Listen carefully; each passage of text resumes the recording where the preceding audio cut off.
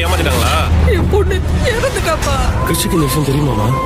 முத்து மாமா மீனா ஆண்டி கூட அவன் இன்னும் திருந்தல மாமா. சிறுகடி காசை சீரியல்ல இந்த ரோகிணி தான் கிறிஷோட அம்மா அப்படின்ற விஷயம் மீனாவுக்கு தெரிஞ்சிடுச்சு.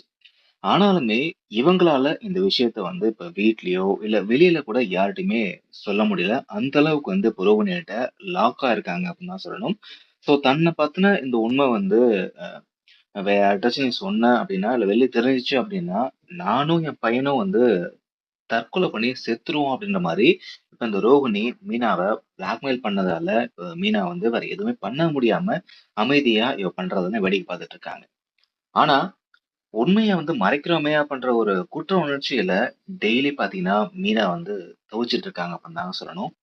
சோ இந்த நிலைமையில கூட இந்த ரோகிணி பாத்தீங்க அப்படின்னா தன்னை பத்தின உண்மை மத்தவங்களுக்கு தெரிய வரதுக்கு முன்னாடி மனோஜ் கிட்ட கிறிஷ வந்து நெருங்கி பழக வச்சு ஒரு நல்ல ஒரு பாண்ட் கிரியேட் பண்ணிட்டு அதை வச்சு நம்ம ஏதாச்சும் பண்ணலாம் அப்படின்ற மாதிரி இந்த ரோகிணி வந்து ஒரு திட்டம் போடுறாங்க.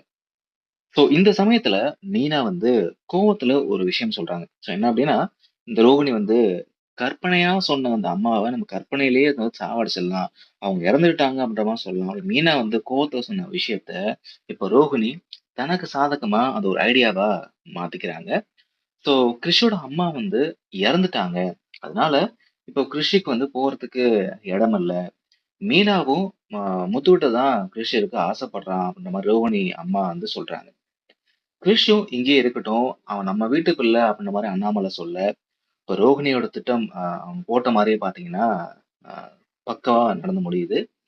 ஸோ இனிமே என்ன நடக்க போகுது அப்படின்றத நம்ம வெயிட் பண்ணி தான் பார்க்கணும்.